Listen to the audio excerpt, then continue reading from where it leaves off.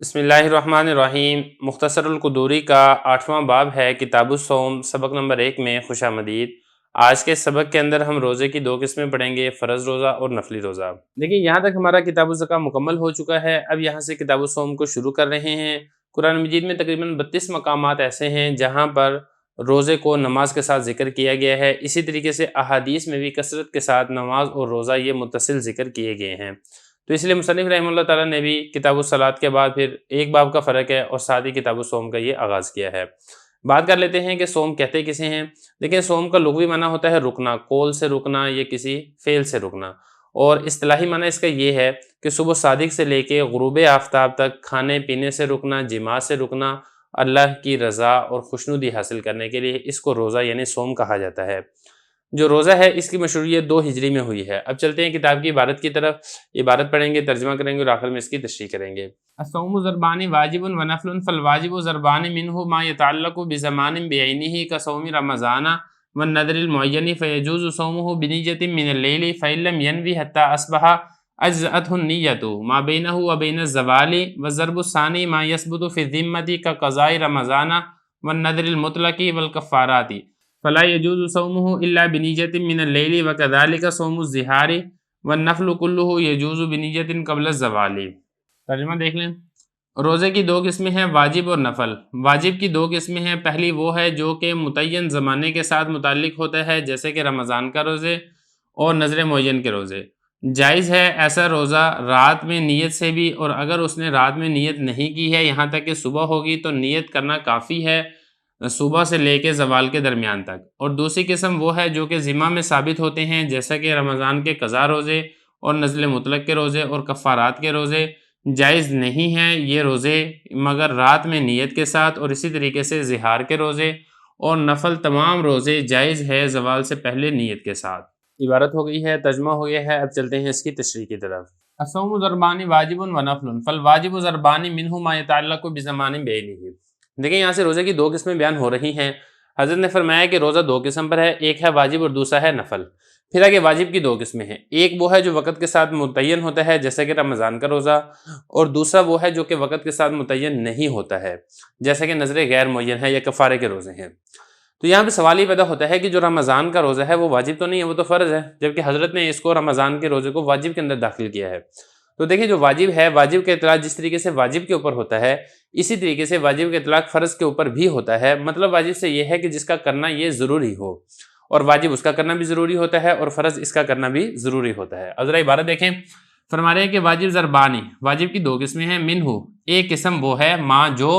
یتعلق متعلق ہوتی ہے بزمان زمانے کے ساتھ، بعینہ کسی متعین زمانے کے ساتھ، جیسا کہ رمضان کا روزہ ہے۔ اب اس کا ایک وقت مقرر ہے کہ جب بھی رمضان کا مہینہ آئے گا اسی میں ہی یہ روزے رکھے جائیں گے۔ اس کے علاوہ آپ رمضان کے جو روزے ہیں وہ شوال میں نہیں رکھ سکتے ہیں، وہ محرم میں آپ نہیں رکھ سکتے ہیں۔ یا اسی طریقے سے نذر معین، یہ والے جو روزے ہیں یہ بھی وقت کے ساتھ متعین ہوتے ہیں۔ نذر معین یہ ہے کہ انسان منت مانگ لیتا ہے کہ اگر میرا فلاں کام ہو گیا تو میں منگل والے دن 4 تاریخ کو 4 دسمبر منگل والے دن میں روزہ رکھوں گا۔ اب اس نے تاریخ فکس کر دی ہے تو جو تاریخ اس نے فکس کی ہے اسی دن ہی روزہ رکھنا یہ ضروری ہوتا ہے، تو اس کو کہا جاتا ہے نذر متعین کا روزہ۔ متعین کہہ لیں معین کہہ لیں بات ایک ہی ہے۔ تو یہ فرما دیں، ایک یہ وہ قسم ہے جو کہ وقت کے ساتھ متعین ہوتا ہے جیسا کہ رمضان کا روزہ ہے یا نذر معین کا روزہ ہے۔ اب یہ جو روزہ ہے اس کی نیت کب سے کی جائے گی؟ تو حضرت فرما رہے ہیں کہ اس کی نیت آپ رات سے بھی کر سکتے ہیں۔ رات سے مراد یہ ہے کہ صبح صادق ہونے سے پہلے کیونکہ جب تک صبح صادق نہیں ہوتی ہے وہ سارے کا سارا حصہ رات میں ہی شمار ہوتا ہے۔ جب صبح صادق ہو جاتی ہے تو روزے کا آفیشیلی جو ٹائم ہے وہ شروع ہو جاتا ہے، تو اس سے پہلے بھی آپ نیت کر سکتے ہیں، اور جب روزے کا وقت شروع ہو گیا ہے حضرت نے فرمایا کہ زوال سے پہلے بھی آپ نیت کر سکتے ہیں۔ فرما رہے ہیں کہ جو وقت کے ساتھ مقرر ہوتا ہے، اب یہ ایسا روزہ جائز ہے رات میں نیت کرنے کے ساتھ بھی، اور اگر رات میں نیت نہیں کی ہے حتیٰ اصبح یہاں تک کہ اس نے صبح کر دی، اجزأتہ النیۃ تو اس کے لیے نیت کافی ہے، ما بینہ صبح اور زوال کے درمیان میں، صبح اور زوال کے درمیان میں اگر یہ نیت کر لیتا ہے، مطلب یہ کہ زوال سے پہلے۔ اب زوال سے پہلے سے کیا مراد ہے؟ تو دیکھیں نصف نہار شرعی، اس سے پہلے اگر آپ نیت کر لیتے ہیں تو آپ کا روزہ درست ہے۔ اب نصف نہار شرعی یہ کیا ہوتا ہے اس کو ذرا سمجھ لیں۔ دیکھیں اس کو سمجھنے کا طریقہ کار یہ ہے، دیکھیں ایک ٹائم آپ نے نکالنا ہے صبح صادق کا، دوسرا ٹائم آپ نے نکالنا ہے غروب آفتاب کا۔ کیونکہ جو روزے کا وقت ہے وہ یہی ہوتا ہے، صبح صادق سے شروع ہوتا ہے اور جب تک سورج غروب نہیں ہوتا ہے تب تک یہ روزے کا وقت ہوتا ہے۔ اس کا جو نصف ہے وہ جو نصف ہے اس سے پہلے اس کے نصف کو کہتے ہیں نصف نہار شری، اور اس سے پہلے آپ روزے کی نیت کر سکتے ہیں۔ مثال کے طور پہ جو صبح صادق ہو رہی ہے صبح 5 بجے، اور اسی طریقے سے جو غروب آفتاب ہو رہا ہے وہ ہو رہا ہے شام کے 6 بجے۔ اب آپ اس ٹائم کو شمار کر لیں، یہ جو 5 ہے، 5 سے 5 گھنٹے ہوں 10 بجے، اور 7 گھنٹے ہوں گے تو یہ 12 بجیں گے، اور اس کے بعد 6 گھنٹے ہیں، 7 جمع 6، یہ کل بن جائیں گے 13 گھنٹے۔ یعنی صبح صادق 5 بجے اگر ہو رہی ہے اور غروب آفتاب شام 6 بجے ہو رہا ہے تو یہ جو درمیانی ٹائم ہے یہ 13 گھنٹوں کا ٹائم ہے۔ اب 13 گھنٹوں کا جو ٹائم ہے اس کا آپ نصف کر لیں، 13 گھنٹوں کا ٹائم کتنا بنے گا؟ اس کا نصف بنے گا 6.5 گھنٹے۔ تو 6.5 گھنٹے صبح صادق یعنی 5 بجے کے بعد سے 6.5 گھنٹے سے پہلے اگر آپ نیت کر لیتے ہیں تو آپ کا یہ روزہ درست ہے۔ تو یہی فرمایا کہ ایسے روزے کی نیت درست ہے رات سے بھی، اگر رات میں نیت نہیں کی ہے صبح ہوگی تو نیت کافی ہوگی، صبح اور زوال کے درمیان۔ یہ تو ہوگی پہلی قسم جس کا وقت مقرر ہے۔ دوسری قسم وہ ہے جو کہ ذمہ میں ثابت ہوتی ہے لیکن اس کا وقت مقرر نہیں ہوتا ہے، وہ کسی بھی وقت میں روزہ رکھا جا سکتا ہے سوائے ایام ممنوعہ کے، جیسا کہ رمضان کے قضا روزے ہیں۔ ایک آدمی نے روزے نہیں رکھے تھے رمضان کے تو اب اس کی قضا کرنا اس کے ذمہ میں لازم ہے، لیکن اس کا کوئی وقت مقرر نہیں ہے، وہ شوال میں رکھ سکتا ہے، وہ ذوالقعدہ میں رکھ سکتا ہے، وہ اسی طریقے سے ذی الحجہ میں رکھ سکتا ہے۔ اور اسی طریقے سے نذر مطلق کے روزے ہیں، ایک آدمی منت مان لیتا ہے کہ اگر میرا فلاں کام ہو گیا تو میں 3 روزے رکھوں گا، لیکن اس کا ٹائم فکس نہیں کرتا ہے کہ کس تاریخ کو میں نے روزے رکھنے ہیں، تو یہ نذر مطلق کا روزہ ہے، اس کا بھی دن وقت مقرر نہیں ہے۔ یہ اسی طریقے سے جو کفارات ہیں، کفارے کے روزے ہیں، اس میں سے دیکھیں جو کفارہ قسم ہے اس کا روزہ ہے، یا اسی طریقے سے جو دیگر کفارات ہیں اس کا روزہ ہے۔ جیسا کہ ایک آدمی جان بوجھ کے روزہ توڑ دیتا ہے تو اس کے ذمہ اب کفارے کے 60 روزے یہ لازم ہوتے ہیں۔ یہ اسی طریقے سے کفارہ زہار کے روزے ہیں۔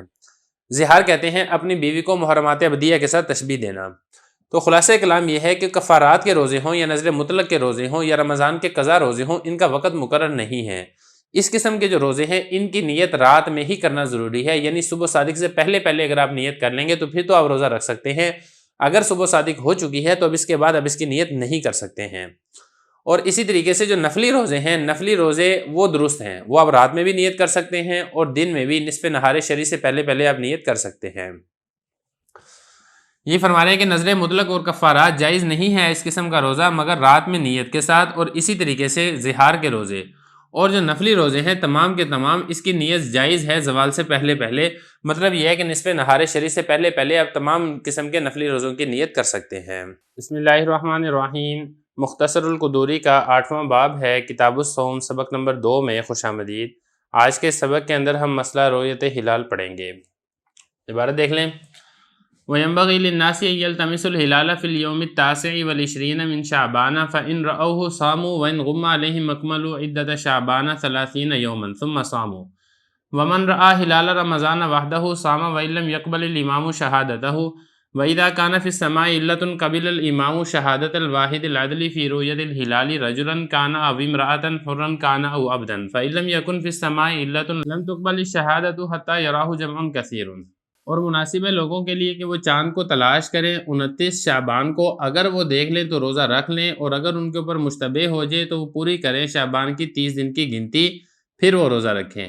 اور جس شخص نے رمضان کا چاند اکیلے دیکھ لیا تو وہ روزہ رکھے گا اگر امام اس کی شہادت کو قبول نہ کرے، اور اگر آسمان کے اندر کوئی علت ہو تو امام قبول کرے گا ایک عادل آدمی کی گواہی چاند کے دیکھنے کے بارے میں، آدمی ہو یا عورت ہو، آزاد ہو یا غلام ہو، اور اگر آسمان کے اندر کوئی علت نہ ہو تو وہ شہادت قبول نہیں کی جائے گی یہاں تک کہ ایک کثیر جماعت اس کو دیکھ لے۔ عبارت ہو گئی ہے، ترجمہ ہو گیا ہے، اب چلتے ہیں اس کی تشریح کی طرف۔ تو دیکھیں یہاں سے رؤیت ہلال کا مسئلہ بیان کیا جا رہا ہے۔ حضرت فرما رہے ہیں کہ 29 شعبان کو لوگوں کو چاہیے کہ وہ چاند کو دیکھنا شروع کریں، اگر چاند نظر آ جاتا ہے تو پھر روزہ رکھ لیں، اور اگر چاند نظر نہیں آتا ہے تو پھر 30 شعبان کی گنتی پوری کریں، اور پھر اس کے بعد آگے یکم رمضان شروع ہوگی اور پھر یکم رمضان کو روزہ یہ رکھا جائے گا۔ یہ فرما رہے ہیں وَيَنبَغِي لِلنَّاسِ لوگوں کے لیے مناسب یہ ہے أَن يَلْتَمِسُوا کہ وہ التماس یعنی تلاش کریں الہلال، ہلال کہتے ہیں پہلی یکم تاریخ کے چاند کو، ہلال یعنی چاند کو تلاش کریں فی الیوم دن میں، کون سے دن میں؟ التاسع والعشرین، 20 کہتے ہیں 20 کو، تاسع کہتے ہیں 9 کو، 29ویں دن میں، من شعبان، شعبان سے، یعنی جو شعبان کی 29 ہوگی اس دن جب شام ہوگی تو شام کو لوگوں کو چاہیے کہ وہ تلاش کریں چاند کو۔ فَإِن رَأَوْهُ اگر وہ چاند کو دیکھ لیں صاموا تو پھر وہ روزہ رکھ لیں، وَإِن غُمَّ عَلَيْهِمْ اور اگر ان کے اوپر معاملہ مشتبہ ہو جائے، مطلب یہ کہ چاند دیکھا تھا لیکن ان کو ملا نہیں ہے۔ اب اس کی نہ ملنے کی دونوں وجوہات ہو سکتی ہیں، ایک وجہ تو یہ ہے کہ مطلب بالکل صاف تھا لیکن تلاش کرنے کے باوجود نہیں ملا، دوسرا اس میں یہ تھا کہ مطلب ابر آلود تھا، اس میں کوئی گرد و غبار چھایا ہوا تھا یا کوئی دھواں تھا یا بادل آئے ہوئے تھے، کچھ بھی تھا جس کی وجہ سے نظر نہیں آیا۔ بہرحال دونوں صورتوں میں اگر چاند نظر نہیں آتا ہے تو پھر 30 شعبان کی گنتی پوری کر کے اس کے بعد پھر آگے یکم رمضان شروع ہوگی اور پھر یکم رمضان کو روزہ رکھا جائے گا۔ یہ فرمایا اکمل وہ پورا کریں گے عدت گنتی کو شعبان کی 30 یومن 30 دن، ثم صاموا پھر وہ روزہ رکھیں گے۔ ومن رعا اگلا مسئلہ یہاں پر یہ ہے کہ اگر کسی شخص نے جو رمضان کا چاند دیکھ لیا 29 کو اور اس نے گواہی دی کہ میں نے چاند دیکھا ہے، لیکن جو بادشاہ تھا یا جو قاضی تھا اس نے اس کی گواہی کو قبول نہیں کیا، تو اب کیا مسئلہ ہے؟ تو دیکھیں جس نے تو چاند دیکھا ہے اس کے ذمہ لازم ہے کہ پھر وہ روزہ رکھے، لیکن اس کا جو چاند کا دیکھنا ہے اس کی جو اطاعت ہے وہ دوسروں کے ذمہ لازم نہیں ہوگی۔ تو یہ فرما رہے ہیں ومن رعا اور جس شخص نے دیکھا رمضان کا چاند وحدہ اکیلے صام تو وہ روزہ رکھے گا، اگر امام اس کی شہادت کو قبول نہ بھی کرے، اگر امام اس کی شہادت کو قبول کر لیتا ہے اور اعلان ہو جاتا ہے پھر تو سارے ہی لوگ روزہ رکھیں گے، اور اگر امام قبول نہیں کرتا ہے تو وہ اکیلا روزہ رکھے گا۔ دیکھیے پہلے زمانے میں یہ ہوتا تھا کہ قاضی کے پاس جا کے گواہی دینی ہوتی تھی اور قاضی قبول کر لیتا تھا تو اعلان ہو جاتا تھا، اگر قاضی قبول نہیں کرتا تھا تو پھر وہ اکیلا شخص اسی کے ذمہ روزہ رکھنا ہی لازم ہوتا تھا۔ آج کل کے دور کے اندر بالخصوص پاکستان کے اندر حکومت نے کمیٹی بنا دی ہے جس کو رؤیت ہلال کمیٹی کہا جاتا ہے۔ تو آج کل کے دور کے اندر جو قاضی کا رتبہ تھا وہ وہی والا درجہ ہے، وہ رؤیت ہلال کمیٹی کا ہے۔ مثلاً یہ کہ اگر کوئی شخص چاند دیکھتا ہے تو وہ رؤیت ہلال کمیٹی سے رابطہ کرے، ان کو بتائے کہ میں نے چاند دیکھا ہے، اگر تو اس کی گواہی قبول کر لیتے ہیں تو پھر اعلان ہو جائے گا، پھر سارے کے سارے لوگ وہ روزہ رکھیں گے۔ لیکن اگر رؤیت ہلال کمیٹی والے اس کی گواہی کو قبول نہیں کرتے ہیں تو پھر اس شخص کے ذمہ تو روزہ رکھنا لازم ہوگا، اس کے علاوہ جو دیگر ہیں ان کے ذمہ روزہ رکھنا یہ لازم نہیں ہوگا۔ تو یہ فرما رہے ہیں کہ اگر امام اس کی گواہی کو قبول نہ کرے تو پھر وہ اکیلا ہی روزہ رکھے گا۔ وَإِذَا كَانَ فِي السَّمَاءِ عِلَّةٌ قَبِلَ الْإِمَامُ شَهَادَةَ الْوَاحِدِ الْعَدْلِ فِي رُؤْيَةِ الْهِلَالِ۔ اگلا مسئلہ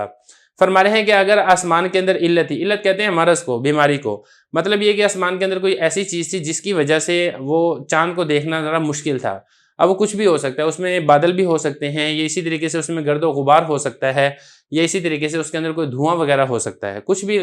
مقصد یہ ہے کہنے کا کچھ بھی ہو سکتا ہے۔ تو لہذا اگر تو آسمان کے اندر کوئی علت تھی تو پھر امام کیا کرے گا، امام ایک آدمی کی گواہی بھی قبول کر سکتا ہے، لیکن وہ آدمی جو ہے وہ عادل ہونا یہ ضروری ہے۔ تو یہ فرما رہے ہیں کہ اگر آسمان کے اندر علت تھی، کوئی مسئلہ تھا، تو جو امام ہے وہ ایک عادل آدمی کی گواہی قبول کر لے گا چاند کو دیکھنے میں، چاہے وہ آدمی مرد ہو یا عورت ہو، آزاد ہو یا غلام ہو۔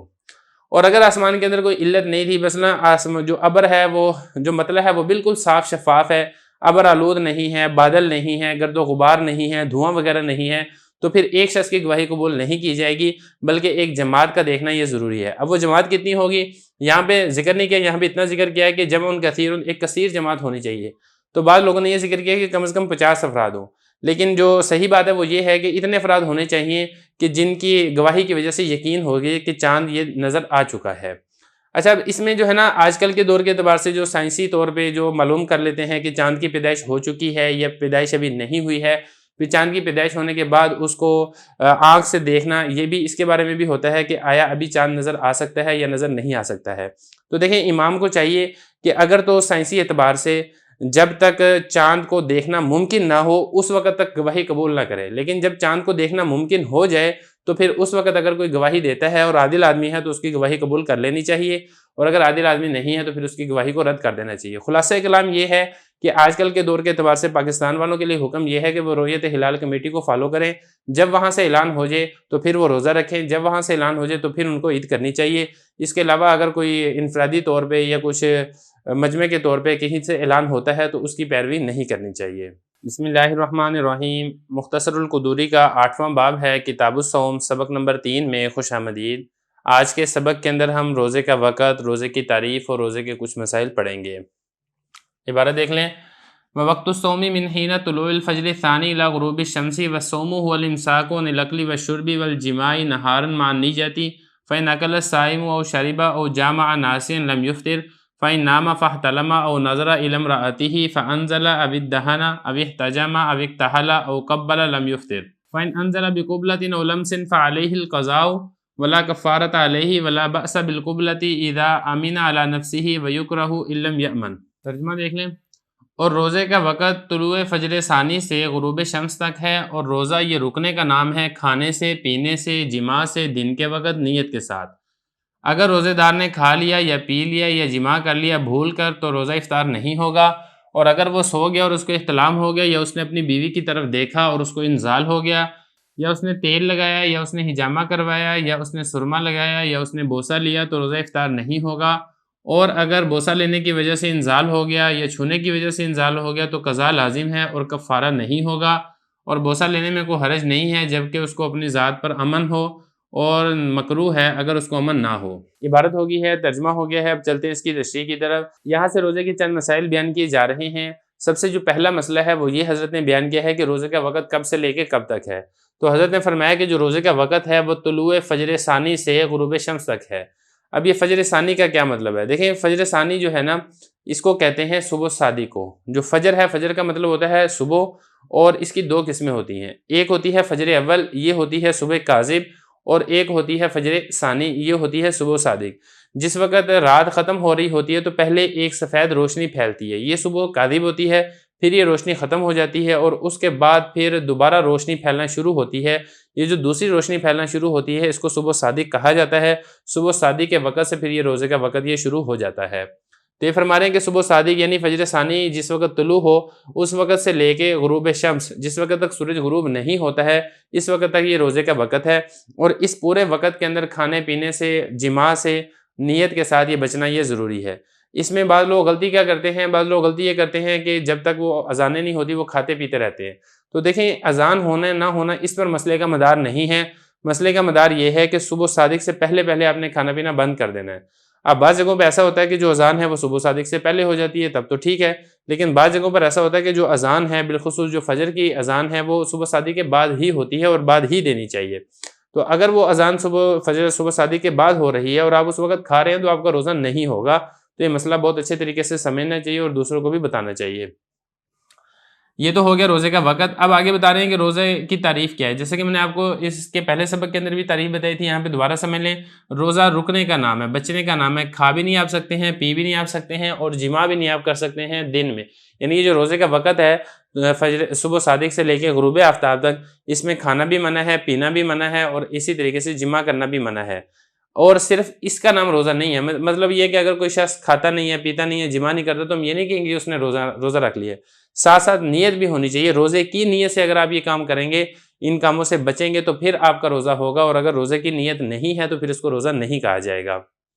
یہ فرمانے ماننی جاتی نیت بھی ہونی چاہیے، اگر نیت نہیں ہے تو پھر روزہ نہیں ہوگا۔ اب اس کے بعد آگے کچھ مسائل ہیں جن مسائل کے اندر روزہ نہیں ٹوٹے گا، ایک ایک کر کے ان کو بھی آپ دیکھ لیں۔ مسئلہ یہاں پر یہ ذکر کیا ہے کہ روزے دار نے کھانا کھا لیا لیکن اس کو یاد نہیں تھا کہ میرا روزہ ہے، یا اس نے پانی پی لیا اس کو یاد نہیں تھا کہ میرا روزہ ہے، یا اس نے جماع کر لیا اس کو یاد نہیں تھا کہ میرا روزہ ہے۔ کچھ کھا لیا، کچھ پی لیا، جماع کر لیا اور یاد نہیں تھا، تو ایسی صورت کے اندر روزہ نہیں افطار ہوگا اور اس کا روزہ یہ برقرار رہے گا۔ یہی فرما رہے ہیں کہ اگر روزے دار نے کھانا کھا لیا، یا اس نے کچھ پی لیا، یا اس نے جماع کر لیا ناسین بھول کر، تو اس کا روزہ افطار نہیں ہوگا۔ دیکھیں، اس میں دو چیزیں ہوتی ہیں۔ ایک تو یہ ہے کہ اس کو روزہ بالکل یاد ہی نہیں تھا، اور بعض اوقات ایسا ہوتا ہے کہ انسان کلی کر رہا ہوتا ہے، اس کو روزہ یاد ہوتا ہے کہ وہ غلطی سے اندر چلا جاتا ہے،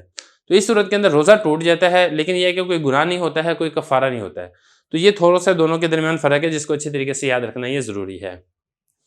اگلا مسئلہ یہاں پہ حضرت نے یہ ذکر کیا ہے کہ ایک شخص نے روزہ رکھا تھا، روزے رکھنے کی حالت میں وہ سو گیا، سونے کے بعد اس کو احتلام ہو گیا۔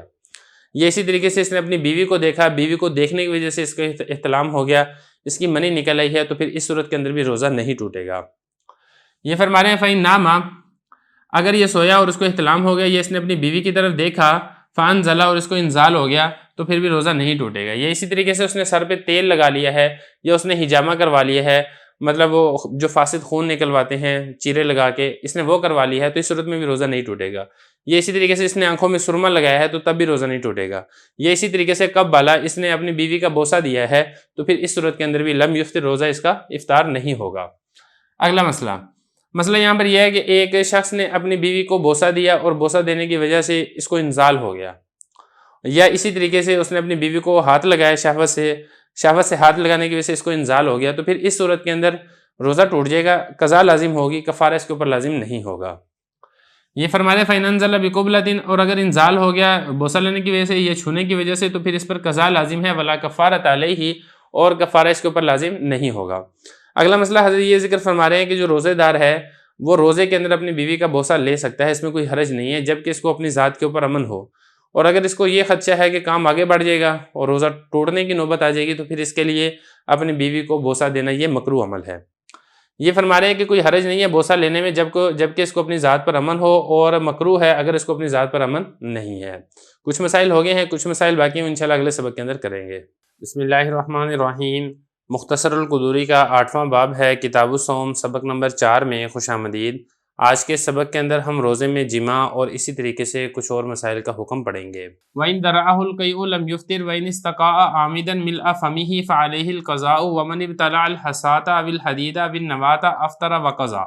وَمَنْ جَامَعَ عَامِدًا فِي أَحَدِ السَّبِيلَيْنِ أَوْ أَكَلَ أَوْ شَرِبَ مَا يُتَغَذَّى بِهِ أَوْ يُتَدَاوَى بِهِ فَعَلَيْهِ الْقَضَاءُ وَالْكَفَّارَةُ مِثْلُ كَفَّارَةِ الزِّهَارِ وَمَنْ جَامَعَ فِيمَا دُونَ الْفَرْجِ فَعَلَيْهِ الْقَضَاءُ وَلَا كَفَّارَةَ عَلَيْهِ وَلَيْسَ فِي إِفْسَادِ الصَّوْمِ فِي غَيْرِ رَمَضَانَ كَفَّارَةٌ۔ اور اگر اس کو قے آ گئی تو افطار نہیں ہوگا، اور جس شخص نے جان بوجھ کر قے کی منہ بھر کر تو اس پر قضا لازم ہے،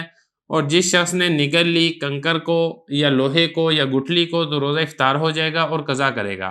اور جس شخص نے جماع کر لیا جان بوجھ کر دونوں راستوں میں سے ایک راستے میں، یا اس نے کھانا کھا لیا یا اس نے پی لیا ایسی چیز جس کے ذریعے سے غذا حاصل کی جاتی ہے یا جس کے ذریعے سے دوا لی جاتی ہے، تو قضا اور کفارہ لازم ہوگا، اور کفارہ زہار کی مثل ہے، اور وہ شخص جس نے جماع کیا فرض کے علاوہ میں تو پھر اس پر قضا لازم ہے اور کفارہ لازم نہیں ہے، اور روزے کو فاسد کرنے میں رمضان کے علاوہ میں کفارہ نہیں ہے۔ عبارت ہوگی ہے، ترجمہ ہو گیا ہے۔ اب چلتے ہیں اس کی تشریح کی طرف، تو کچھ مسائل ہیں جس کے احکام یہاں پہ بیان کیے جا رہے ہیں۔ تو دیکھیں جو پہلا مسئلہ ہے وہ حضرت نے یہ ذکر کیا ہے، اگر اس کو قے آ گئی، جان بوجھ کر اس نے قے نہیں کیا، بس ویسے اس کی طبیعت خراب تھی، متلی آ رہی تھی اور اس نے قے کر دی، تو اس قے آنے کی وجہ سے اس کا روزہ فاسد نہیں ہوگا۔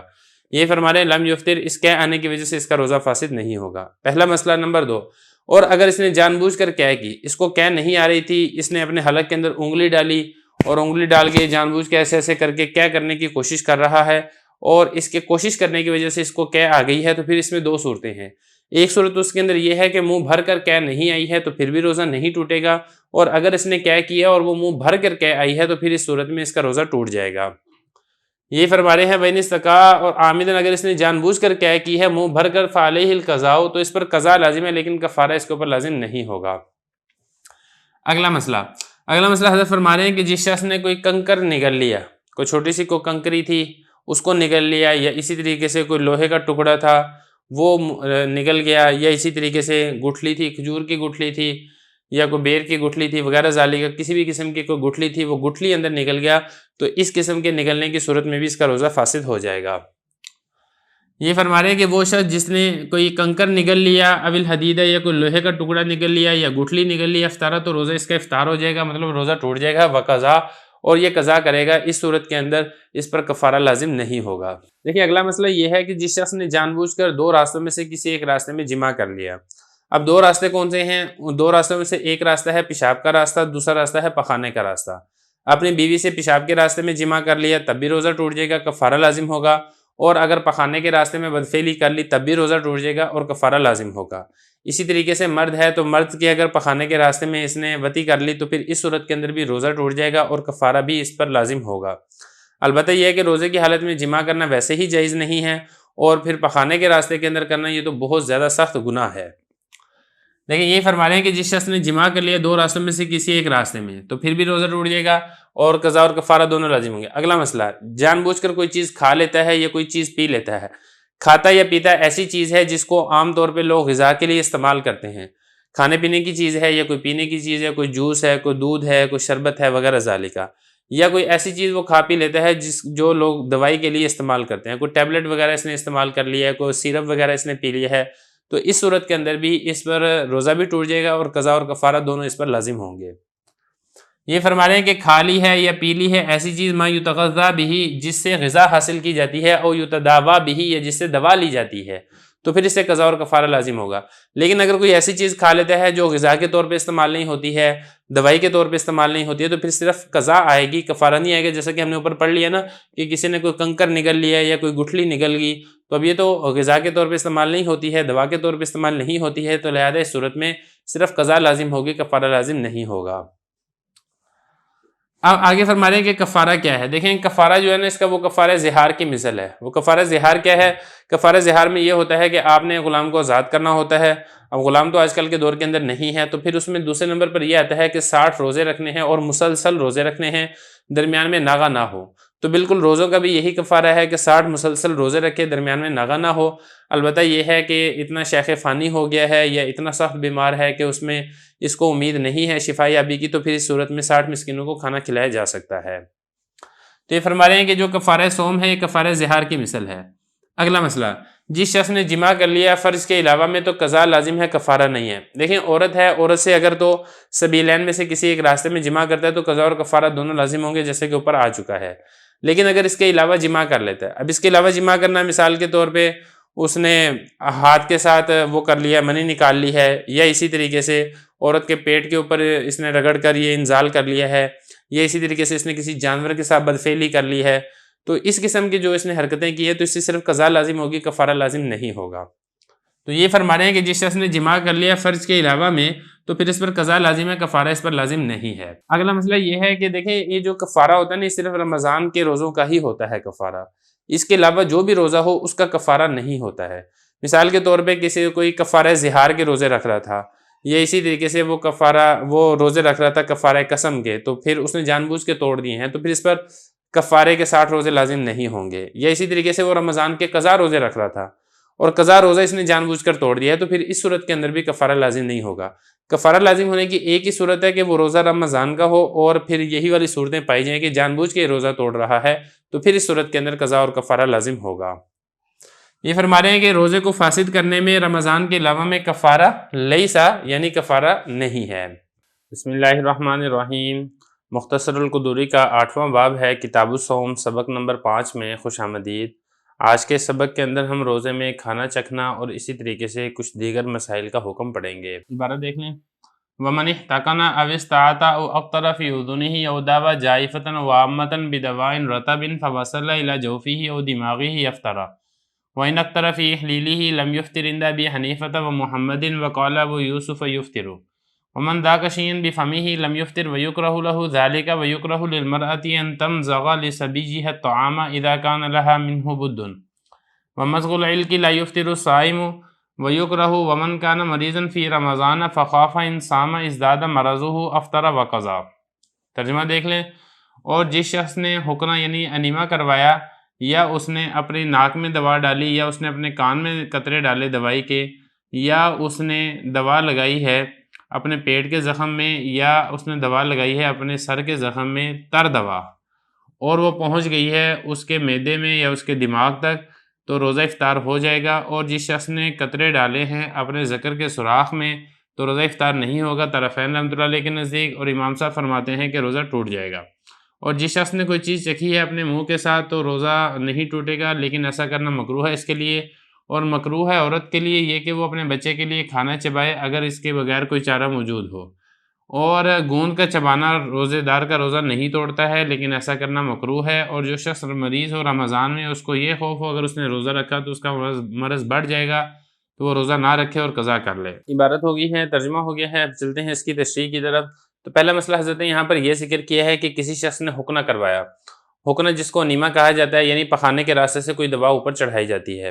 تو آیا اس سے روزہ ٹوٹے گا یا روزہ نہیں ٹوٹے گا؟ تو دیکھیں اس کا جواب یہ ہے، تو اگر تو وہ دوائی معدے تک پہنچ جاتی ہے تو پھر اس سے روزہ ٹوٹ جائے گا، اگر وہ دوائی معدے تک نہیں پہنچتی ہے تو اس سے روزہ نہیں ٹوٹے گا۔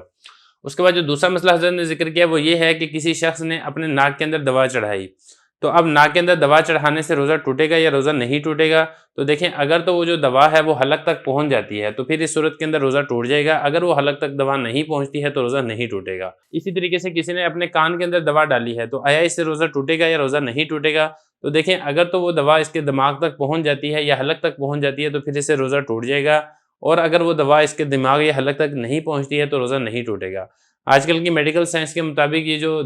کان ہے اس کا جو براہ راست راستہ دماغ یا حلق کے ساتھ نہیں ہے، تو لہذا عام حالات کے اندر اگر کوئی کان کے اندر دوا ڈالے گا تو پھر اس صورت کے اندر روزہ یہ نہیں ٹوٹے گا۔ یہ 3 مسئلے ہو گئے۔ اب چوتھا مسئلہ حضرت نے یہاں پر یہ ذکر کیا ہے کہ کسی کے پیٹ کے اندر زخم تھا، اس نے پیٹ کے اندر زخم میں وہ تر دوا لگائی ہے اور وہ اگر اندر پیٹ یعنی معدے تک پہنچ گئی ہے تو روزہ ٹوٹ جائے گا۔ یہ اسی طریقے سے کسی کا سر پھٹ گیا تھا، اس کی ہڈی ٹوٹ گئی تھی اور اس نے اس کے اندر کوئی تر دوا لگائی ہے اور وہ دماغ تک پہنچ گئی ہے تو پھر اس صورت کے اندر بھی روزہ ٹوٹ جائے گا۔ اگر نہیں پہنچی ہے تو روزہ نہیں ٹوٹے گا۔ تو خلاصہ کلام یہ ہے کہ روزہ ٹوٹنے یا نہ ٹوٹنے کا جو معیار ہے وہ 3 چیزیں ہیں۔ ایک تو یہ ہے کہ وہ جو دوا ہے وہ دماغ کے اندر والے حصے تک پہنچ جائے، نمبر 2 یہ ہے کہ حلق تک پہنچ جائے، اور نمبر 3 یہ ہے کہ معدے تک پہنچ جائے۔ اگر ان 3 میں سے کسی ایک جگہ پہ کوئی دوا پہنچ جائے گی یا کھانے پینے کی کوئی چیز پہنچ جائے گی تو روزہ ٹوٹ جائے گا، اور اگر دوا یا کھانے پینے کی چیز نہیں پہنچتی ہے تو روزہ نہیں ٹوٹے گا۔ اب ذرا عبارت دیکھ لیں۔ فرما رہے ہیں کہ جس نے حقنہ یعنی انیما کروایا، یا اس نے اپنے ناک میں دوا ڈالی، یا اس نے اپنی کان میں دوا کے قطرے ڈالے،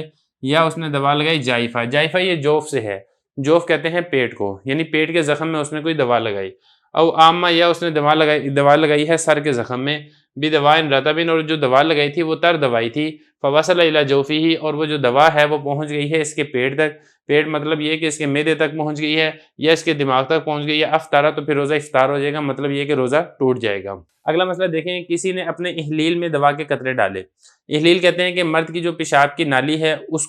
اس میں اگر کسی نے دوا کے قطرے ڈالے ہیں تو آیا اس سے روزہ ٹوٹے گا یا روزہ نہیں ٹوٹے گا؟ تو طرفین فرماتے ہیں کہ روزہ نہیں ٹوٹے گا، جبکہ امام ابو یوسف رحمۃ اللہ علیہ فرماتے ہیں کہ روزہ ٹوٹ جائے گا۔ فتویٰ جو ہے وہ طرفین کے قول پر ہے۔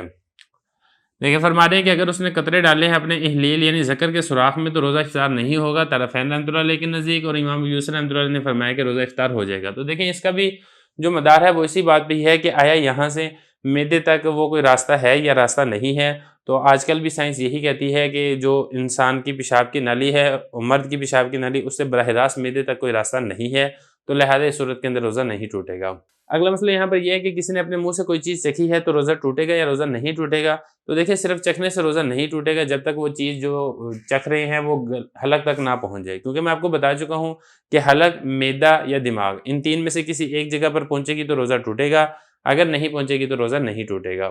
یہ فرما رہے ہیں کہ کسی نے کوئی چیز چکھی ہے اپنے منہ سے تو روزہ نہیں ٹوٹے گا، لیکن ایسا کرنا یہ مکروہ ہے۔ اسی سے آپ کو ٹوتھ پیسٹ کا بھی حکم معلوم ہو گیا ہوگا کہ روزے کے اندر ٹوتھ پیسٹ کی جا سکتی ہے یا نہیں کی جا سکتی ہے۔ تو دیکھیں اس کا بھی جو ٹیسٹ ہے وہ زبان تک ہی رہتا ہے، گلے تک وہ نہیں پہنچتا ہے، تو لہٰذا ٹوتھ پیسٹ سے اگر کوئی برش کرتا ہے تو پھر اس سے روزہ نہیں ٹوٹے گا، لیکن یہ کہ ایسا کرنا مکروہ عمل ہے۔ وَيُكْرَهُ لِلْمَرْأَةِ، اگلا مسئلہ فرما رہے ہیں کہ عورت کے لیے یہ والی بات مکروہ ہے کہ وہ اپنے چھوٹے بچے کے لیے کھانا چبا کر اس کو دے اگر اس کے بغیر کوئی چارہ موجود ہو۔ دیکھیں جو عورت ہے اس کا چھوٹا بچہ ہے، اس کو اس بات کی ضرورت ہے کہ اس کو کھانا چبا کر دیا جائے، تو عورت اپنے منہ سے اس کو چبا کر دیتی ہے، کھانا اس کو کھلاتی ہے۔ تو اس میں 2 صورتیں ہیں، ایک تو یہ کہ اس کے بغیر کوئی چارہ کار نہیں ہے، وہ بچہ وہ ایسا ضدی ہے، وہ کسی اور کے اس طریقے سے چبایا ہوا کھانا نہیں کھاتا ہے، یا کوئی اس کو بیماری ہے وغیرہ ذالکہ، تو مجبوری ہے تو پھر تو ٹھیک ہے۔ اگر مجبوری نہیں ہے، بچہ ویسے بھی عام طور پہ پھل وغیرہ کھا لیتا ہے، دودھ وغیرہ پی لیتا ہے، تو گزارا ہو جاتا ہے بچے کا، تو پھر عورت کے لیے اپنے منہ سے چبا کے بچے کو کوئی چیز کھلانا یہ مکروہ عمل ہے۔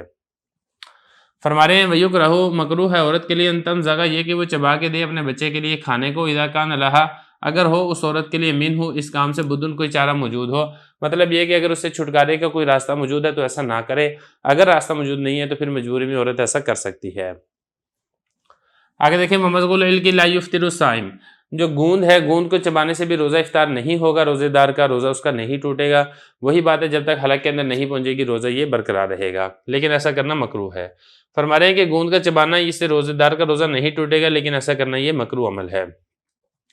آخری مسئلہ یہاں پر یہ ذکر کیا ہے کہ ایک شخص مریض تھا، رمضان کا مہینہ آ گیا، اگر وہ روزہ رکھتا ہے تو اس کو مرض اس کا بڑھ سکتا ہے، تو پھر اس صورت میں کیا کیا جائے گا؟ تو دیکھیں اس صورت کے اندر یہ ہے کہ پھر وہ رمضان کے روزے نہ رکھے اور اس کو گناہ نہیں ہوگا، بعد میں ان روزوں کی قضا کر لے، کفارہ اس پر لازم نہیں ہوگا۔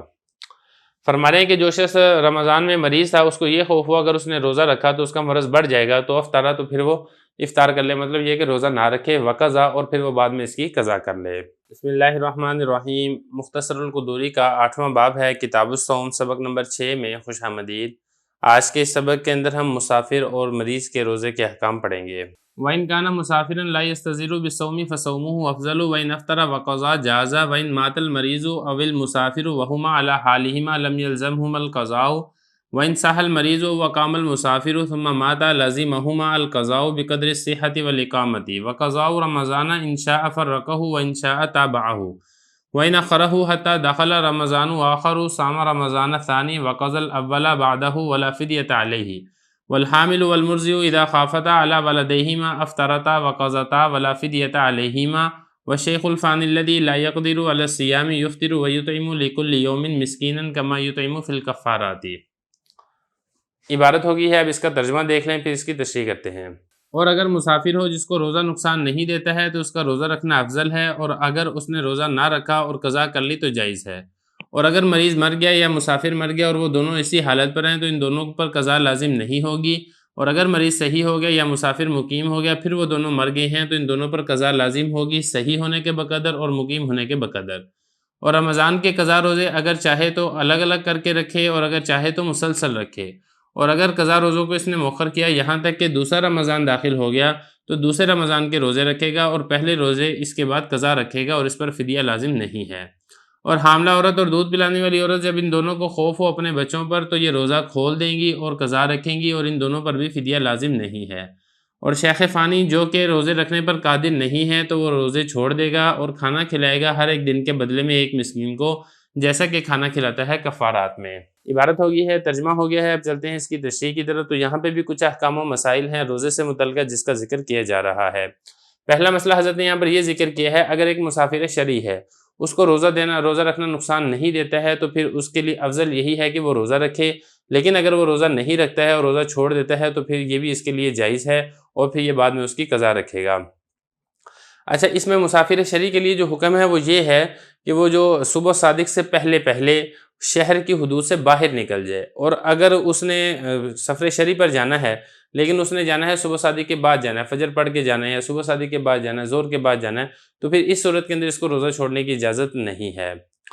تو یہ فرمایا کہ اگر مسافر ہو جس کو روزہ رکھنا نقصان نہیں دیتا ہے تو اس کا روزہ رکھنا ہی افضل ہے، اور اگر وہ روزہ چھوڑ دیتا ہے اور بعد میں قضا رکھ لیتا ہے تو تب بھی جائز ہے۔ اگلا مسئلہ،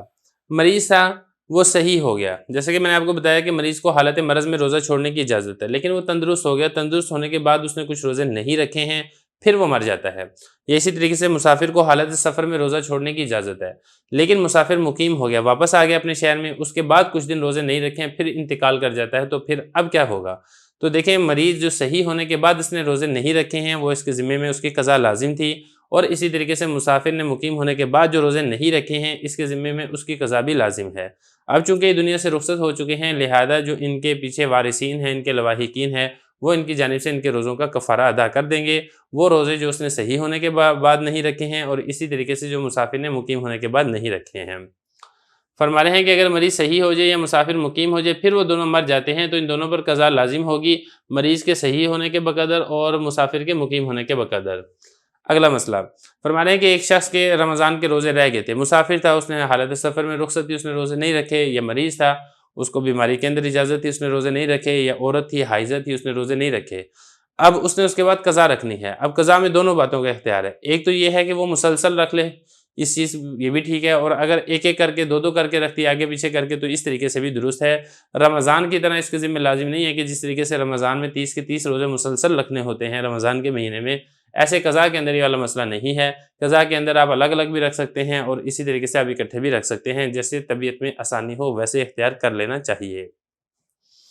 فرما رہے ہیں کہ رمضان کے جو قضا ہو گئے اگر چاہے تو جدا جدا، مطلب ایک ایک دو کر کے رکھ لے، وَإِن شَاءَ تَابَعَهُ، اور اگر چاہے تو مسلسل رکھے، دونوں طریقے سے اختیار ہے۔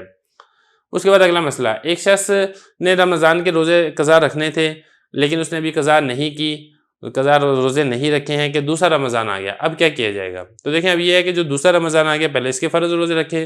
اور جب یہ رمضان گزر جائے گا تو اس کے بعد جو اس کے ذمہ قضا روزے لازم ہیں پھر یہ ان کی قضا کرے گا، اور اس کے اوپر کسی قسم کا فدیہ لازم نہیں ہوگا۔ وَإِنْ أَخَّرَهُ، اور اس نے قضا روزوں کو اگر مؤخر کیا یہاں تک کہ دوسرا رمضان داخل ہو گیا تو یہ دوسرے رمضان کے روزے رکھے گا، اور پہلے کے جو روزے ہیں وہ اس کے بعد قضا کرے گا، اور اس پر فدیہ لازم نہیں ہوگا۔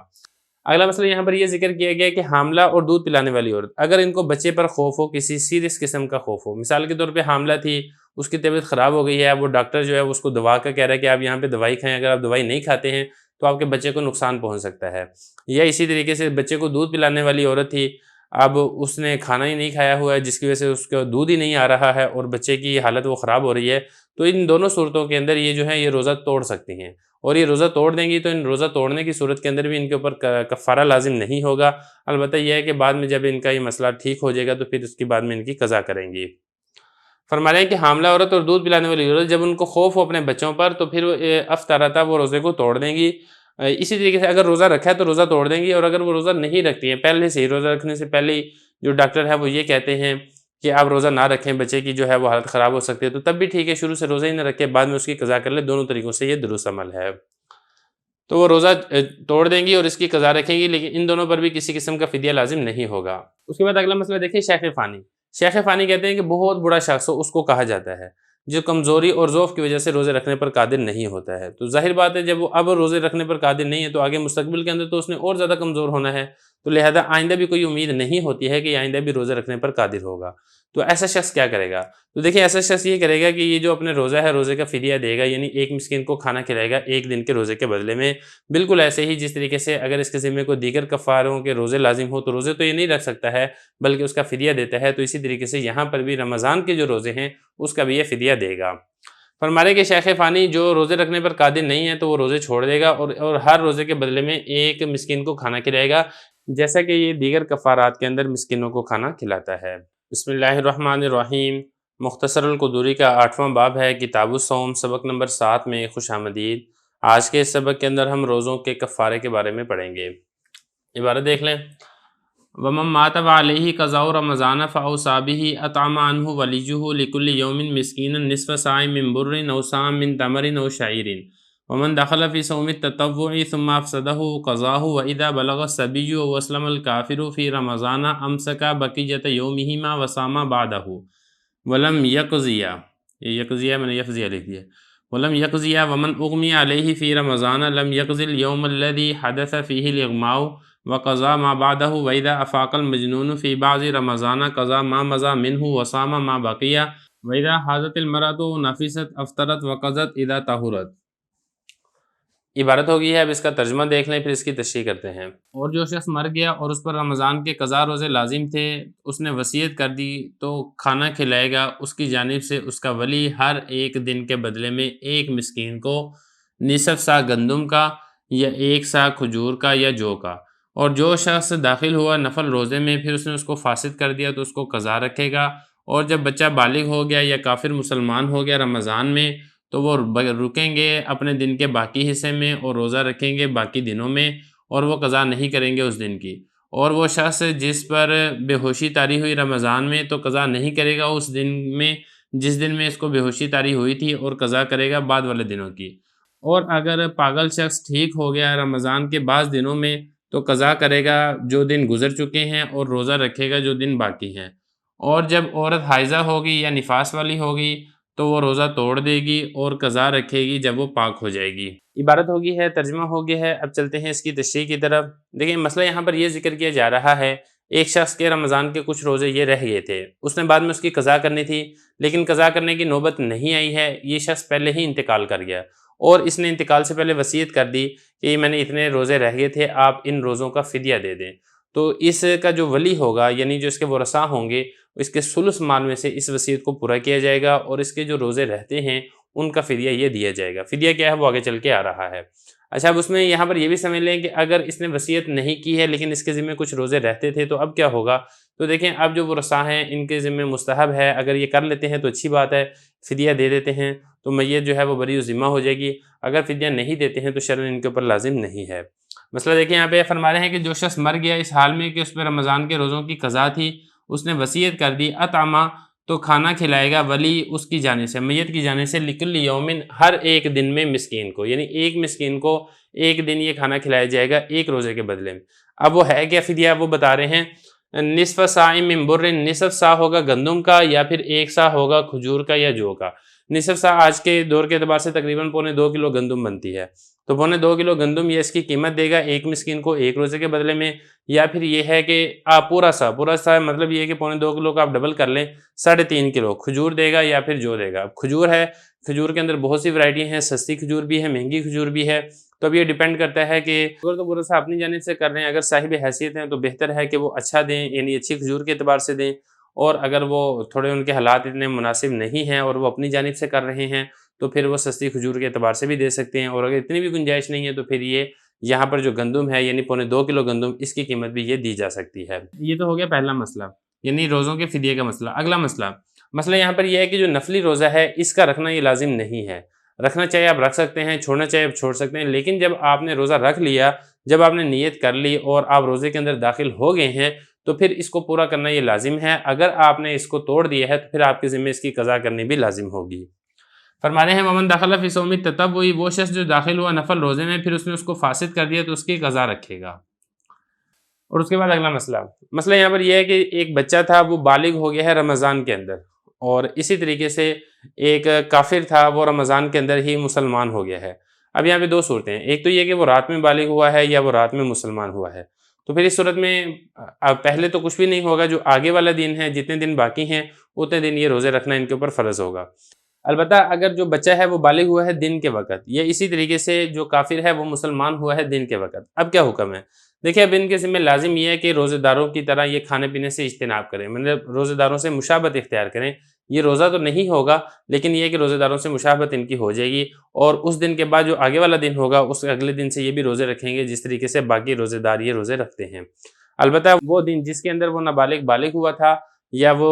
کافر مسلمان ہوا تھا، اس کی قضا ان کے ذمہ لازم ہوگی یا نہیں ہوگی؟ تو اس کی قضا ان کے اوپر لازم نہیں ہوگی۔ فرما رہے ہیں کہ جب بچہ بالغ ہو جائے یا کافر مسلمان ہو جائے رمضان میں امسکا، تو یہ کھانے پینے سے بچیں گے اپنے دن کے باقی حصے میں۔ یہ جو یومہما، یہ جو تثنیہ کی ضمیر ہے نا، یہ ایک ضمیر لوٹ رہی ہے بچے کی طرف، دوسری ضمیر لوٹ رہی ہے کافر کی طرف، یعنی جس دن یہ بچہ بالغ ہوا ہے اور جس دن کافر مسلمان ہوا ہے اس دن کے باقی حصے میں کھانے پینے نہیں کریں گے، جماع وغیرہ سے بھی یہ اجتناب کریں گے۔ وسام آبادہ، اور جو باقی دن ہے اس دن یہ پھر روزہ رکھیں گے۔ ولم یقضیہ، اور وہ دن جس دن یہ بالغ ہوا تھا یا جس دن یہ مسلمان ہوا تھا اس دن کی ان کے اوپر قضا لازم نہیں ہوگی۔ اس کے بعد اگلا مسئلہ یہاں پر یہ ہے کہ ایک شخص کو بے ہوشی طاری ہو گئی ہے رمضان میں، تو اب اگر تو اس نے صبح روزہ رکھا تھا، صبح روزہ رکھنے کے بعد اس کے اوپر بے ہوشی طاری ہو گئی، اب اس کی بے ہوشی کنٹینیوس ہے، چل رہی ہے، تو دیکھیں جس دن اس کے اوپر بے ہوشی طاری ہوئی تھی وہ والے دن کے علاوہ جو باقی دن یہ بے ہوش رہے گا تو پھر اس کی یہ قضا رکھے گا، لیکن جس دن اس کے اوپر بے ہوشی طاری ہوئی تھی اس دن کی قضا نہیں ہے۔ کیوں؟ کیونکہ یہاں پہ روزے کی چیزیں پائی جا رہی ہیں۔ دیکھیں روزے کا کیا نام ہے؟ روزے کا نام ہے کھانے پینے، جماع سے بچنا اور نیت کے ساتھ۔ جب اس نے صبح کو روزہ رکھا ہے تو اس کی نیت پائی گئی ہے، اور جب اس کے اوپر بے ہوشی طاری ہو گئی ہے تو اب نہ یہ کھا رہا ہے، نہ یہ پی رہا ہے، اور نہ ہی یہ جماع کر رہا ہے۔ لیکن جو باقی آنے والے دن ہیں اس دن میں چونکہ نیت نہیں پائی جا رہی ہے، لہذا باقی دنوں میں روزہ نہیں ہوگا، اور جب اس کو ہوش آئے گا تو پھر ہوش آنے کے بعد جو باقی دن ہیں ان کی یہ قضا رکھے گا۔ فرما رہے ہیں کہ وہ شخص جس پر بے ہوشی طاری ہو جائے رمضان میں تو وہ اس دن کی قضا نہیں رکھے گا، الذی حدث فیہ الاغماء، جس دن اس کے اوپر بے ہوشی طاری ہوئی ہے، وقضا ما بعدہ، جو باقی آنے والے دن ہیں ان کی یہ قضا رکھے گا۔ اگلا مسئلہ یہاں پر یہ ہے کہ ایک مجنون پاگل شخص تھا، پاگل شخص کے ذمہ روزہ تو رکھنا لازم نہیں ہے کیونکہ وہ شریعت کا مکلف ہی نہیں ہے، لیکن وہ رمضان کے اندر ہی ٹھیک ہو گیا۔ اب کیا ہوگا؟ اب دیکھیں وہ رمضان کے اندر ٹھیک ہو گیا ہے تو جو دن پیچھے دن جس میں پاگل ہونے کی وجہ سے روزے نہیں رکھے ہیں ان کی قضا رکھے گا بعد میں رمضان کے، اور جس دن یہ ٹھیک ہوئے اس سے آگے والے جو دن ہیں اس دن میں پھر یہ روزے رکھے گا۔ یہ فرما رہے ہیں کہ مجنون ہے اس کو افاقہ ہو گیا، یعنی وہ ٹھیک ہو گیا رمضان کے بعض دن گزر جانے کے بعد، تو جو دن تو گزر گئے تھے ان کی قضا رکھے گا رمضان کے بعد، وسامہ ما باقیہ، اور جو دن ابھی باقی ہیں ان دن میں یہ روزہ رکھے گا۔ اس کے بعد اگلا مسئلہ، عورت تھی اس نے روزہ رکھا تھا، اس کو حیض آ گیا، یا اسی طریقے سے عورت تھی وہ حاملہ تھی، اس نے بچہ جن دیا، اس کو نفاس کا خون آنا شروع ہو گیا، تو اب اس صورت میں کیا ہوگا؟ ان کا روزہ ٹوٹ جائے گا، اور یہ جو ہے اب بعد میں جب پاک ہو جائیں گی تو پاک ہونے کے بعد یہ اس کی قضا رکھیں گی۔ فرما رہے ہیں کہ جب عورت کو حیض آ جائے یا عورت کو نفاس آ جائے تو پھر ان کا روزہ ٹوٹ جائے گا، اور پاک ہونے کے بعد یہ اس روزے کی قضا رکھیں گی۔ بسم اللہ الرحمن الرحیم۔ مختصر القدوری کا 8واں باب ہے، کتاب الصوم، سبق نمبر 8 میں خوش آمدید۔ آج کے سبق کے اندر ہم عید کا چاند دیکھا، یہ والا مسئلہ، اور اسی طریقے سے کچھ اور مسائل ہے جو ہم پڑھیں گے۔ وَإِذَا قَدِمَ الْمُسَافِرُ طَهُرَتِ الْحَائِضُ فِي بَعْضِ النَّهَارِ أَمْسَكَ عَنِ الطَّعَامِ وَالشَّرَابِ بَقِيَّةَ يَوْمِهِمَا ومن تسحر وهو يظن أن الفجر لم يطلع أو أفطر وهو يرى أن الشمس قد غربت ثم تبين أن الفجر كان قد طلع أو أن الشمس لم تغرب قضى ذلك اليوم ولا كفارة عليه ومن رأى هلال الفطر وحده لم يفطر وإذا كانت بالسماء علة لم يقبل الإمام في هلال الفطر إلا شهادة رجلين أو رجل وامرأتين وَإِلَّمْ تَكُنْ بِالسَّمَاءِ عِلَّةٌ لَمْ يُقْبَلْ إِلَّا شَهَادَةُ جَمَاعَةٍ يَقَعُ الْعِلْمُ بِخَبْرِهِمْ۔ ترجمہ دیکھ لیں، اور جب مسافر واپس آ گیا یا حائضہ پاک ہوگی دن کے بعض حصے میں تو کھانے پینے سے رکیں گے دن کے باقی حصے میں، اور جس شخص نے سحری کھائی اور اس کا گمان یہ تھا کہ صبح صادق ابھی طلوع نہیں ہوئی ہے، یا اس نے روزہ کھول لیا اور اس کا گمان یہ تھا کہ سورج غروب ہو چکا ہے، پھر یہ والی بات ظاہر ہوئی کہ صبح صادق وہ طلوع ہو چکی تھی اور سورج وہ غروب نہیں ہوا تھا، تو اس دن کی قضا رکھے گا اور اس پر کفارہ لازم نہیں ہے۔ اور جس شخص نے عید الفطر کا چاند دیکھا اکیلے تو وہ روزہ نہیں چھوڑے گا، اور اگر آسمان پر کوئی علت ہو تو امام قبول نہیں کرے گا عید الفطر کے چاند کے بارے میں مگر 2 آدمیوں کی گواہی یا 1 آدمی اور 2 عورتوں کی گواہی، اور اگر آسمان میں کوئی علت نہیں ہے تو قبول نہیں کی جائے گی مگر ایک جماعت کی گواہی کہ علم واقع ہو جائے ان کی خبر پر۔ عبارت ہو گئی ہے، ترجمہ ہو گیا ہے، اب چلتے ہیں اس کی تشریح کی طرف۔ پہلا مسئلہ حضرت نے یہاں پر یہ ذکر کیا ہے کہ مسافر تھا، جیسے کہ آپ کو معلوم ہے کہ مسافر روزہ چھوڑ سکتا ہے، تو مسافر نے حالت سفر شرعی میں روزہ نہیں رکھا تھا، لیکن وہ جب واپس آ گیا ہے اس وقت ابھی دن کا کچھ حصہ باقی تھا۔ یہ اسی طریقے سے حائضہ تھی، اب حائضہ روزہ تو نہیں رکھ سکتی ہے، لیکن حائضہ پاک ہو گئی ہے، ابھی دن کا کچھ حصہ باقی ہے، تو ان دونوں کے ذمہ یہ ہے کہ یہ روزے داروں کی مشابہت اختیار کریں اور کھانے پینے سے یہ اجتناب کریں۔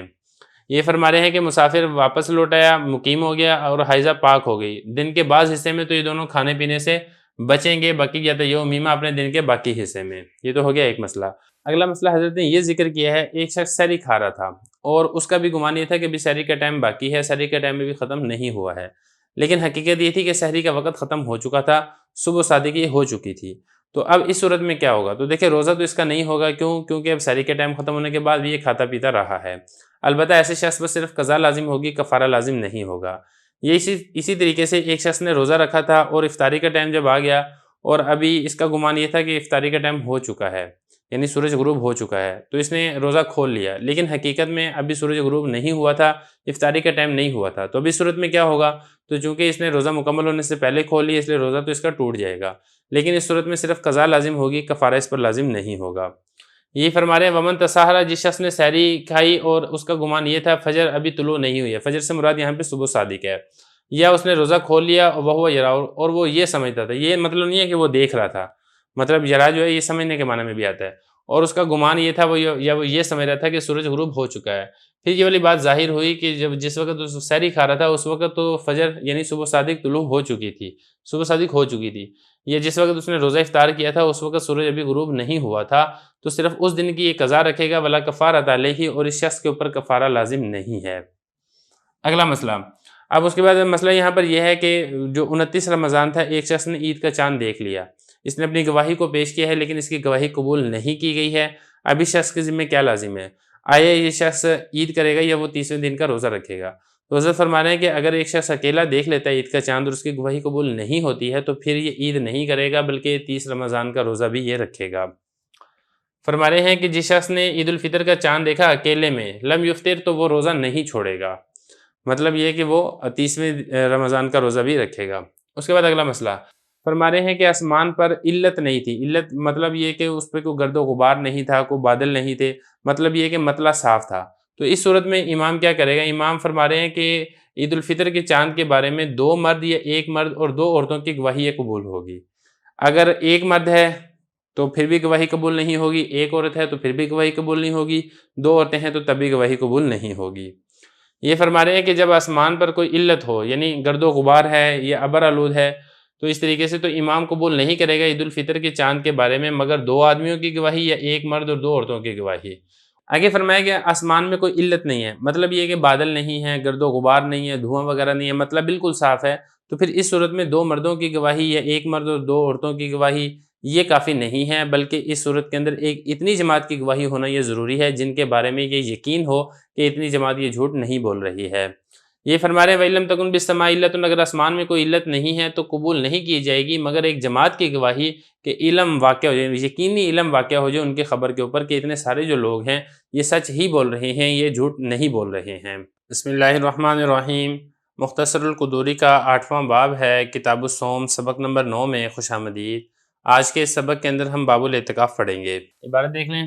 الاعتکاف مستحب وهو اللبث في المسجد مع الصوم ونیت الاعتکاف ويحرم على المعتکف الوطی واللمس والقبلة وَإِنْ أَنْزَلَ بِقُبْلَةٍ أَوْ لَمْسٍ فَسَدَ اعْتِكَافُهُ وَعَلَيْهِ الْقَضَاءُ وَلَا يَخْرُجُ الْمُعْتَكِفُ مِنَ الْمَسْجِدِ إِلَّا لِحَاجَةِ الْإِنسَانِ أَوْ لِلْجُمُعَةِ وَلَا بَأْسَ بِأَنْ يَبِيعَ وَيَبْتَاعَ فِي الْمَسْجِدِ مِنْ غَيْرِ أَنْ يُحْضِرَ السِّلْعَةَ وَلَا يَتَكَلَّمُ إِلَّا بِخَيْرٍ وَيُكْرَهُ لَهُ الصَّمْتُ فَإِنْ جَامَعَ الْمُعْتَكِفُ لَيْلًا أَوْ نَهَارًا نَاسِيًا أَوْ عَامِدًا بَطَلَ اعْتِكَافُهُ وَلَوْ خَرَجَ مِنَ الْمَسْجِدِ سَاعَةً بِغَيْرِ عُذْرٍ فَسَدَ اعْتِكَافُهُ عند أبي حنيفة وقال لا يفسد حتى يكون أكثر من نصف يوم ومن أوجب على نفسه اعتكاف أيام لزمه اعتكافها بلياليها وكانت متتابعة وإن لم يشترط التتابع فيها۔ ترجمہ دیکھ لیں، اعتکاف مستحب ہے اور وہ ٹھہرنا ہے مسجد میں روزے کے ساتھ اور اعتکاف کی نیت کے ساتھ، اور اعتکاف کرنے والے پر حرام ہے وطی کرنا، بیوی کو چھونا اور بیوی کا بوسہ لینا، اور اگر اس کو انزال ہو گیا بوسہ لینے کی وجہ سے یا چھونے کی وجہ سے تو اس کا اعتکاف فاسد ہو جائے گا اور اس پر قضا لازم ہے۔ اور اعتکاف کرنے والا نہیں نکلے گا مسجد سے مگر انسانی حاجت کی وجہ سے یا جمعہ کے لیے، اور کوئی حرج نہیں ہے کہ وہ بیچے یا وہ خریدے مسجد میں بغیر اس کے کہ وہ سامان کو حاضر کرے، اور وہ کلام نہیں کرے گا مگر بھلائی کے ساتھ، اور مکروہ ہے اس کے لیے خاموش رہنا۔ اور اگر معتکف اعتکاف کرنے والے نے جماع کر لیا، رات میں کیا ہو یا دن میں بھول کر کیا ہو یا جان بوجھ کر، تو اس کا اعتکاف باطل ہو جائے گا، اور اگر وہ مسجد سے نکل گیا ایک گھڑی کے لیے بھی بغیر عذر کے تو اس کا اعتکاف فاسد ہے۔ امام صاحب رحمۃ اللہ علیہ کے نزدیک صاحبین نے فرمایا فاسد نہیں ہوگا یہاں تک کہ وہ نصف دن سے بڑھ جائے، اور جس شخص نے واجب کیا اپنے اوپر چند دنوں کے اعتکاف کو تو لازم ہوگا راتوں کا اعتکاف بھی، اور وہ سارا پے در پے ہوگا اگرچہ اس میں تتابع کی اس نے شرط نہ لگائی ہو۔ عبارت ہو گئی ہے، ترجمہ ہو گیا ہے، اب چلتے ہیں اس کی تشریح کی طرف۔ دیکھیں جو روزے ہیں جیسے کہ آپ کو معلوم ہے رمضان کے روزے فرض ہوتے ہیں، اور رمضان سے متعلقہ ہی ایک عبادت ہے اعتکاف کی جو کہ رمضان کے آخری عشرے میں کی جاتی ہے، تو لہذا کتاب الصوم کے آخر میں حضرت نے اسی مناسبت سے باب الاعتکاف کو بھی ذکر کیا ہے۔ تو یہاں پہ آپ سمجھ لیں کہ اعتکاف کہتے کسے ہیں۔ دیکھیں اعتکاف کا معنی ہوتا ہے لازم پکڑنا، اپنے آپ کو کسی چیز کے اوپر جمانا، اور اصطلاحی تعریف اس کی کیا ہے وہ خود یہاں پہ موجود ہے کہ مسجد کے اندر روزے کے ساتھ اور اعتکاف کی نیت کے ساتھ ٹھہرنا، یہ اعتکاف کہلاتا ہے۔ دیکھیں جو اعتکاف ہے اس کی کل 3 قسمیں ہوتی ہیں، ایک قسم ہوتی ہے واجب، دوسری قسم ہوتی ہے سنت، اور تیسری قسم ہوتی ہے نفل۔ جو واجب اعتکاف ہے وہ یہ ہے جو آدمی منت مان لیتا ہے، نظر مان لیتا ہے کہ میں اللہ کی رضا کے لیے اتنے دنوں کا میں اعتکاف کروں گا، تو یہ جو اعتکاف ہے یہ واجب اعتکاف کہلاتا ہے۔ وہ ایک دن کا بھی ہو سکتا ہے، ایک ہفتے کا بھی ہو سکتا ہے، ایک مہینے کا بھی ہو سکتا ہے۔ دوسری قسم کا جو اعتکاف ہے وہ ہے سنت، اور یہ جو اعتکاف ہے رمضان کے آخری عشرے میں کیا جاتا ہے، یہ سنت علی الکفایہ ہوتا ہے، مطلب یہ کہ محلے میں سے ایک دو آدمی بھی اگر یہ اعتکاف کر لیں گے تو سب کی جانب سے سنت ادا ہو جائے گی، اور اگر کوئی بھی اعتکاف نہیں کرے گا تو سب کی طرف سے سنت کا چھوڑنا یہ لازم آئے گا۔ اور تیسری قسم کا اعتکاف نفلی اعتکاف ہوتا ہے، وہ ایک لمحے کے لیے بھی ہو سکتا ہے، ایک گھڑی کے لیے بھی ہو سکتا ہے، ایک گھنٹے کے لیے بھی ہو سکتا ہے، اور نفلی اعتکاف کے لیے روزہ کا ہونا یہ بھی شرط نہیں ہے۔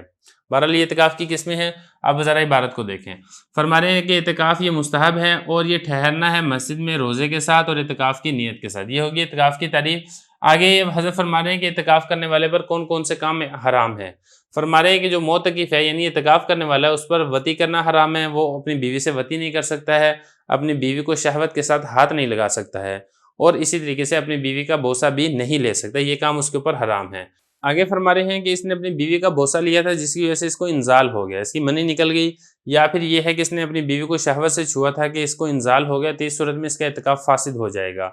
اور پھر اس کے ذمہ قضا رکھنا یہ لازم ہوگی۔ یہ فرما رہے ہیں کہ اگر اس کو انزال ہو گیا بوسہ لینے کی وجہ سے یا چھونے کی وجہ سے تو اس کا اعتکاف فاسد ہو جائے گا اور اس پر قضا لازم ہوگی۔ اچھا اس میں ایک چیز اور سمجھ لیں کہ جو قضا ہوتی ہے نا وہ ایک دن کی لازم ہوتی ہے، یہ نہیں ہے کہ 10 کے 10 دن ہے اس کی قضا ہی لٹائی جائے گی۔ آگے فرما رہے ہیں کہ جو معتکف ہے وہ مسجد سے نہیں نکلے گا مگر انسانی حاجت کی وجہ سے جمعہ کے لیے۔ مقصد یہ ہے کہ کوئی انسانی ضرورت ہے، انسانی تقاضا ہے جو آپ مسجد میں نہیں کر سکتے ہیں، پیشاب کرنا ہے، پخانہ کرنا ہے، یا اسی طریقے سے آپ نے وضو وغیرہ بنانا ہے، تو اس انسانی حاجت اور ضرورت کے لیے آپ مسجد سے باہر نکل سکتے ہیں۔ اور اسی طریقے سے جمعہ کے لیے، مطلب اگر آپ کسی ایسی مسجد کے اندر اعتکاف میں بیٹھے ہیں جہاں پر جمعہ نہیں ہوتا ہے تو جمعہ پڑھنے کے لیے آپ جامع مسجد بھی جا سکتے ہیں حالت اعتکاف میں بھی۔ ولا باس بأن يبيع ويبتاع في المسجد من غير أن يحضر السلع۔ اگلا مسئلہ،